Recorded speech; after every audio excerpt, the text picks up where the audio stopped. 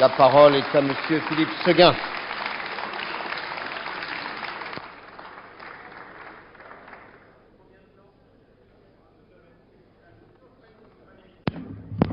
Le temps n'est pas limité, mes chers collègues.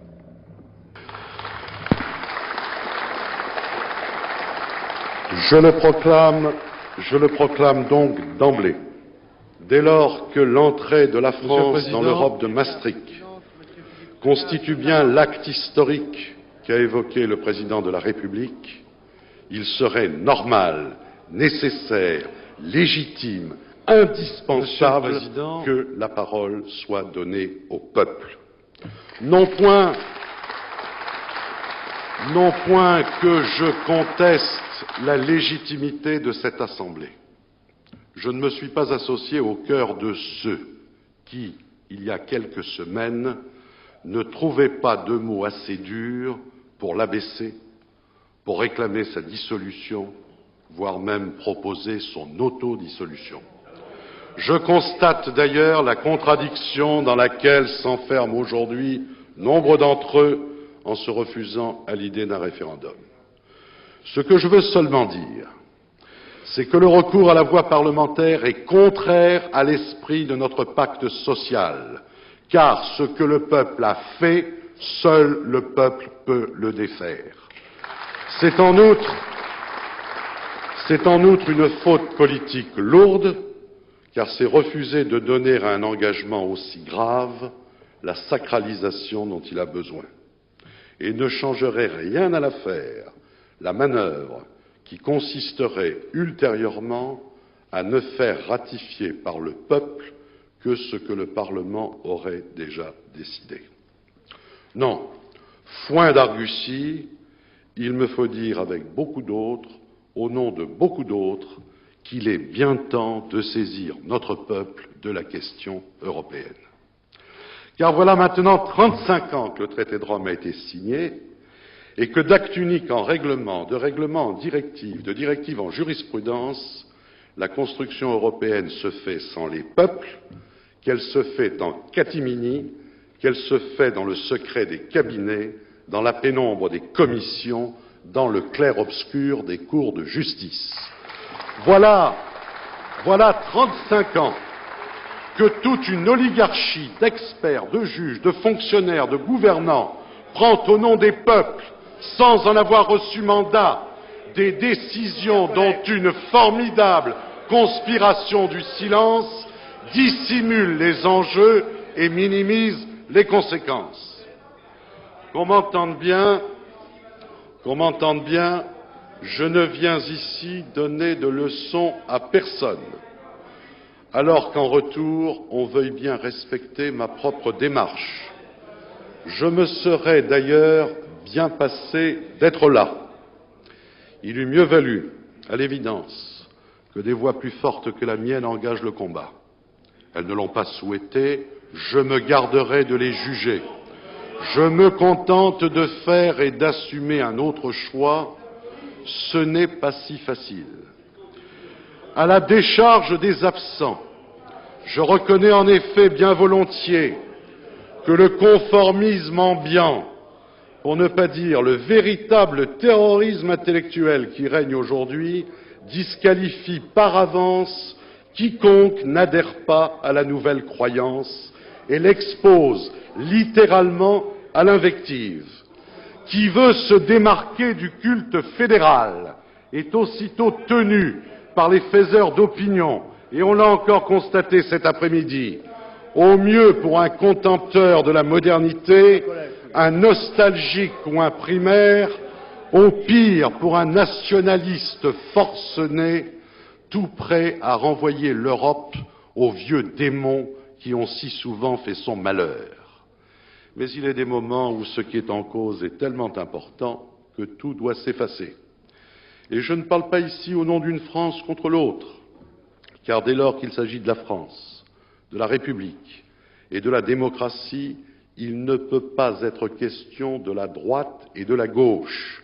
Ce qui est en jeu est au-delà des partis, au-delà des clivages les plus naturels, au-delà des oppositions les plus légitimes, au-delà des querelles les plus anciennes, puisque l'enjeu n'est rien de moins que notre communauté de destin. Cette communauté de destin est gravement mise en péril par les accords, alors que ceux-ci ne sont ni la condition de la prospérité, ni la condition de la paix. Dans le monde tel qu'il est, l'idéal, comme le réalisme, commandait de faire prévaloir une toute autre conception de l'Europe. Voilà ce que je voudrais maintenant développer devant vous. Monsieur le Président, Messieurs les ministres, mes chers collègues, qu'on ne s'y trompe pas.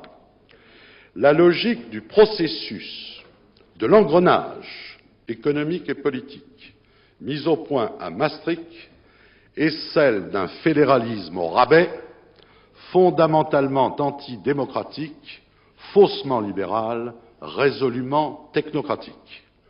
L'Europe qu'on nous propose n'est ni libre, ni juste, ni efficace. Elle enterre la conception de la souveraineté nationale et les grands principes issus de la Révolution.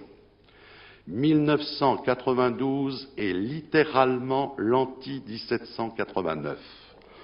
Beau cadeau d'anniversaire que nous font les pharisiens du bicentenaire pour les 200 ans de cette République qu'ils encensent dans leurs discours et risquent de ruiner par leurs actes. Oh, je sais bien qu'on veut à tout prix minimiser les enjeux et nous faire croire que nous ne cédons rien d'essentiel en ce qui concerne notre indépendance.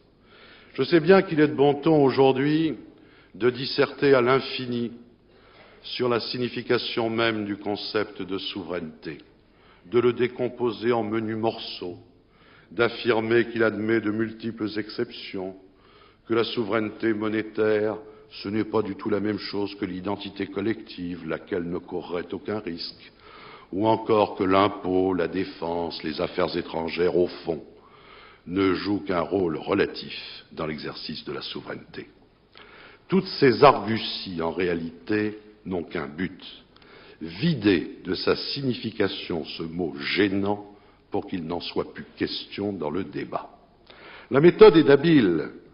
En présentant chaque abandon parcellaire comme n'étant pas en soi décisif, on peut se permettre d'abandonner un à un les attributs de la souveraineté sans jamais convenir qu'on vise à la détruire dans son ensemble.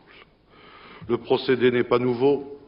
Depuis 2500 ans, grâce à lui, de demi-longueur en demi-longueur, Achille court toujours derrière la tortue de Zénon, sans jamais la rattraper. Seulement, ce n'est là qu'un paradoxe. Dans la réalité, Achille gagne bel et bien la course, et de même, à force de renoncement, aussi ténu que soit chacun d'eux, on va bel et bien finir par vider la souveraineté de son contenu.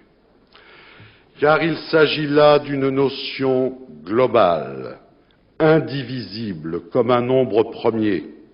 On est souverain ou on ne l'est pas, mais on ne l'est jamais à moitié.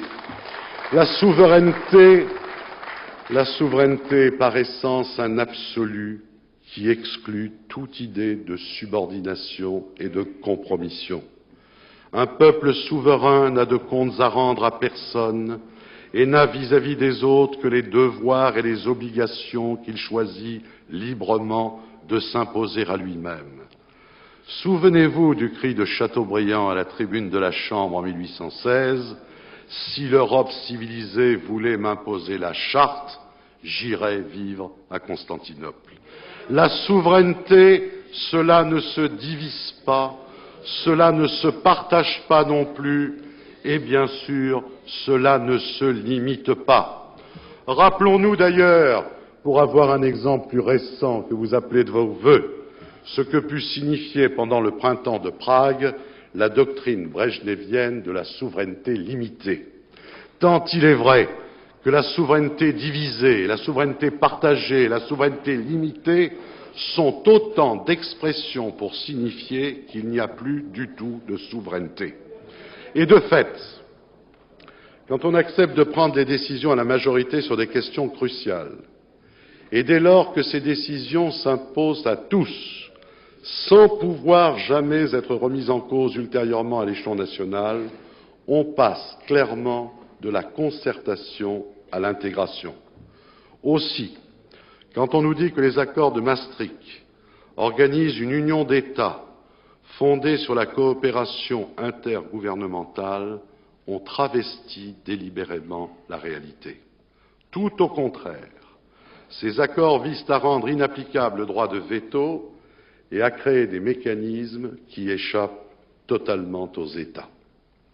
En fait, ce traité est un anti-compromis de Luxembourg, en tant qu'il interdit non seulement aux parlements nationaux, mais aussi aux gouvernements de faire prévaloir l'intérêt national quand il est en cause, puisque chacun s'engage à éviter autant que possible d'empêcher qu'il y ait unanimité lorsqu'une majorité qualifiée est favorable à la décision. Cela est vrai pour la politique monétaire et pour la politique sociale, mais cela sera vrai aussi pour la politique étrangère et la politique de défense. D'ailleurs, vous nous l'avez rappelé, Monsieur le Ministre, les pays membres prennent même l'engagement de ne défendre que des positions communes au sein des organisations internationales, et cet engagement vaut aussi pour la France et le Royaume-Uni en leur qualité de membres permanents du Conseil de sécurité de l'ONU, situation qui est contraire aux dispositions de la Charte et que plusieurs de nos partenaires interprètent déjà, nous le savons, comme une transition vers le transfert de ces 2 sièges à la Communauté. Tout ce dispositif est donc fort peu respectueux de la souveraineté des États membres, tant en ce qui concerne la nature des règles de décision que le caractère irréversible des transferts de pouvoir envisagés. Cessons donc de tricher, de dissimuler, de jouer sur les mots, de multiplier les sophismes. L'alternative est claire, nous devons choisir de conserver notre souveraineté ou d'y renoncer. Il est temps de nous demander comment nous en sommes arrivés à considérer cette question incongrue il y a quelques mois encore comme presque banale.